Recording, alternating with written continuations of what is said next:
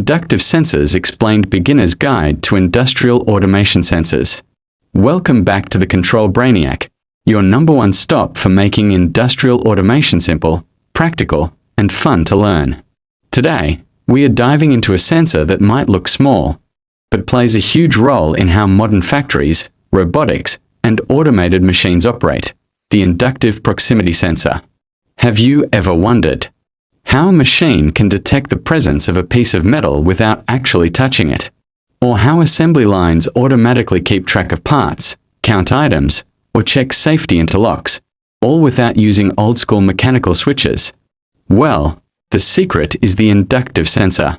By the end of this video, you'll understand what inductive sensors are, how they work in simple terms, their construction and principle of operation, the different types and sensing ranges, real-world industrial applications, advantages and limitations. So, if you're ready to boost your automation knowledge, let's break it all down. What is an inductive sensor? So, let's start with the basics. What exactly is an inductive sensor? An inductive proximity sensor is a type of non-contact sensor designed specifically to detect the presence of metallic objects. That means it can sense metals like steel, iron, aluminum, or copper without ever physically touching them. Now, compare this to a traditional mechanical limit switch. A limit switch needs a moving part or an object to physically bump into it to trigger detection. Over time, that constant physical contact causes wear and tear, springs get weak, contacts burn out, and eventually the switch fails. But inductive sensors work in a completely different way. They use electromagnetic fields to detect metals, which means no physical contact is needed at all. Here's the simple way to think about it. If you bring a piece of metal close to the sensing face, the sensor instantly knows it's there and switches on. If no metal is nearby, the sensor simply stays off. This makes inductive sensors incredibly reliable and long-lasting, especially in the tough conditions we often find in factories and industrial plants. Why? Because no moving parts, nothing to break, bend, or wear out. They can keep working in environments full of dust, oil, moisture, or vibrations where other sensors might fail. They provide fast, repeatable detection, making them perfect for high-speed automation lines. Think of it this way: if mechanical switches are like the old landline telephones that wear out with too much use, inductive sensors are like modern smartphones, solid state, no moving parts, and built for reliability. So whenever you hear the phrase non-contact metal detection, your mind should immediately go to inductive proximity sensors. They're the go-to choice in automation whenever metal detection is needed without touching the object. Principle of operation. Now that we know what an inductive sensor is, let's peel back the layers and really understand, how does it actually work? Here's the principle, step by step. 1. Inside every inductive sensor, there's a coil of copper wire. This coil is connected to an oscillator circuit. 2. The oscillator excites the coil, generating a high-frequency electromagnetic field right at the sensor's face, usually a flat, circular surface. Think of it like an invisible bubble of energy extending a short distance in front of the sensor. 3. Now, when a metallic object, like a piece of steel, enters this electromagnetic field, something interesting happens. Tiny circular electrical currents, called eddy currents, are induced on the surface of that metal. 4. These eddy currents act almost like little thieves, absorbing energy from the sensor's magnetic field. The stronger the metal's conductivity, the stronger these eddy currents become. 5. The sensor immediately detects this energy loss. Its internal electronics process the change, and the output switches on. In simpler terms, no metal nearby, no eddy current sensor remains off. Metal enters the field, eddy currents disturb the field, sensor switches on. That's it. The sensor is not seeing the object like a camera, and it's not feeling it like a mechanical switch. Instead, it's sensing the disturbance in its electromagnetic field caused by the presence of a metal. And this is why it's called an inductive sensor, because it's based on the principle of electromagnetic induction. Analogy for beginners. Think of the sensor like a pond with calm water. The electromagnetic field is the calm surface. When a metal object enters, it's like dropping a pebble in the pond. Ripples, eddy currents, form, disturbing the calm surface. The sensor picks up on those ripples and reacts. This clever principle is what makes inductive sensors both simple in design and extremely reliable in real-world industrial applications. Construction of inductive sensors. Alright, now that we understand the principle, let's crack open the sensor in our imagination and see what's really inside. Even though the outside looks like a simple cylinder with a flat face, there's a lot going on internally. Here are the key parts. 1. The sensing face. This is the flat, circular surface you see at the very front of the sensor.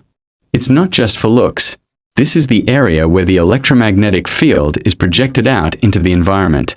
You can think of it like the eyes of the sensor, but instead of vision, it's emitting and monitoring an invisible electromagnetic field. 2. The coil and oscillator. Just behind that sensing face is a copper coil. This coil is what generates the magnetic field. The coil is powered by an oscillator circuit, which keeps the field running at a steady, high frequency. Together, they form the engine of the inductive sensor. Without this pair, there would be no field and no detection. The detection circuit. Now, the sensor needs a way to know if the electromagnetic field has been disturbed by a metal object. That's the job of the detection circuit. It constantly monitors the field and looks for any energy loss caused by eddy currents in nearby metal. When it senses a disturbance, it processes that information and prepares a signal for the output. 4. The output circuit. The detection signal by itself isn't useful until it's converted into something a control system can understand. That's where the output circuit comes in. It sends a clear on or off electrical signal to PLCs, relays, or other controllers. Depending on the sensor design, this can be NPN or PNP outputs for DC wiring, configurations like normally open, NO, or normally closed, NC, depending on how you need it to behave in your system. Think of the output circuit as the voice of the sensor. It communicates what the sensor has detected. 5. The housing. All these delicate electronic components need serious protection, especially in industrial environments. That's why inductive sensors are placed inside a rugged housing, often cylindrical, made of stainless steel or tough industrial plastic. On top of that, they're usually IP rated, which means they can resist dust, oil, moisture, and sometimes even high-pressure washdowns. This protective shell is one of the reasons inductive sensors are known for their durability and long service life. Put it all together, and you have a compact but powerful device that can detect metals reliably for years, even in environments where dirt, oil, vibration, and constant use would quickly destroy a mechanical switch. Types of inductive sensors. Not all inductive sensors are identical. Let's go through the main types you'll encounter. 1. Shielded, flush mount. Can be installed flush into a metal surface. Produces a focused sensing field, but with shorter range. Best for tight spaces. 2. Unshielded, non-flush mount. Needs some clearance around the sensing face. Produces a wider, longer sensing field. Great when you need more detection distance. 3. Different housing sizes. Tiny versions as small as 4 mm diameter. Large heavy-duty sensors up to 40 mm diameter. General rule: the larger the sensor, the longer the sensing range. 4. Output types. NPN versus PNP for DC wiring. Normally open, NO. Output activates when metal is detected. Normally closed, NC. Output deactivates when metal is detected. 5. Specialized versions. High temperature resistance sensors for furnaces. Washdown resistant sensors for food and beverage industries. Weld immune sensors for welding environments where sparks and magnetic fields are everywhere. Sensing range. Inductive sensors usually work within 1 mm to 40 mm depending on their design and size. But here's the catch: the sensing range also depends on the type of metal.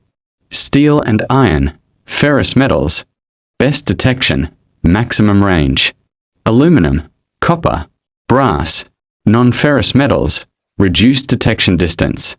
And that's why inductive sensors cannot detect non-metallic materials like plastic, wood, or glass. For those cases, you'd use capacitive sensors or ultrasonic sensors. Real-world applications. Now the fun part. Where do we actually use inductive sensors? They're absolutely everywhere in industrial automation. Conveyor systems counting and detecting passing metal parts. Robotics detecting the position of robotic arms or grippers. CNC machines homing sensors for tool positions. Automotive manufacturing detecting car body panels during assembly. Packaging lines ensuring bottle caps, metallic, are in place. Safety interlocks making sure machine guards and doors are closed before starting. Elevators and escalators position feedback and safety systems. Textile and printing machines tracking rollers and shafts.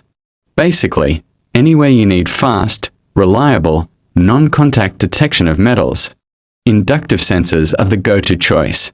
Advantages of inductive sensors. Why do engineers love using them? Non-contact operation, no wear and tear. High switching frequency can detect fast-moving objects. Resistant to dirt, oil, and vibration, perfect for factories. Long service life, years of operation with minimal maintenance. Limitations of inductive sensors. But no sensor is perfect. Here are the trade-offs. Short sensing range compared to photoelectric sensors. Only detects metals, no plastics, wood, or glass. Range varies with material. Steel is detected farther than aluminum. So while inductive sensors are extremely reliable, they're not always the right choice. Recap and closing. Let's quickly summarize what we've learned today. Inductive sensors equals detect metallic objects without contact. They work using electromagnetic induction and eddy currents. Rugged, reliable, and ideal for harsh industrial environments. Perfect for counting, positioning, and safety interlocks. Limitations. Short range and only detect metals. And that's a wrap on our beginner's guide to inductive sensors in industrial automation. If you found this video helpful, don't forget to smash that like button, subscribe to the Control Brainiac, and share this video with anyone learning about automation. Also, drop a comment below. Which sensor should we cover next?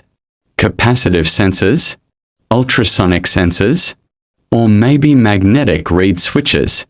Thanks for watching, and I'll see you in the next video.